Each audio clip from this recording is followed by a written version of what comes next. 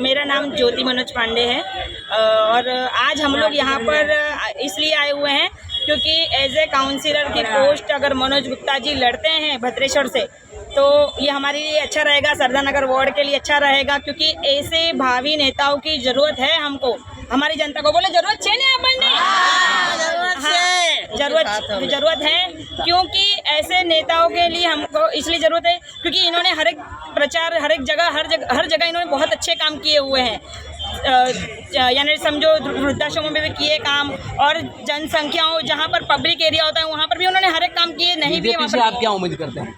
हम यही उम्मीद करते हैं कि बीजेपी इनको टिकट दे और जीते और हम लोग जिताएंगे। खाली टिकट दे बीजेपी, बस बाकी हमारा काम है। जिताने वाले हम लोग बैठे हैं।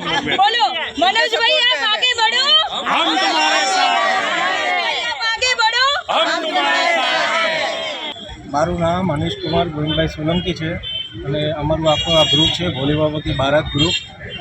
અમારા ગ્રુપમાં ભોલે બાબા કી બારાત ગ્રુપમાં મનોજભાઈ ગુપ્તાએ જે અમે સમૂહ લગ્ન યોજ્યા હતા 7 દીકરીઓના, એમાં અમને બહુ સપોર્ટ કર્યો હતો। ત્યારથી અમારો અનુભવ થયો છે અને છેલ્લા 5 વર્ષથી ભદ્રેશ્વરમાં જે સારી કામગીરી કરી રહ્યા છે તેમાં એમનો ખૂબ સારો યોગદાન છે અને દયાધર્મ ચેરિટેબલ ટ્રસ્ટના પણ ટ્રસ્ટી છે અને સમાજના સારા એવા કામ કરે છે અને મહિલાઓનો વૃદ્ધોના વૃદ્ધાશ્રમમાં અનાથ આશ્રમમાં બાળકોનું સારું કામગીરી છે અને સમાજ સેવા સારી રીતે કરે છે।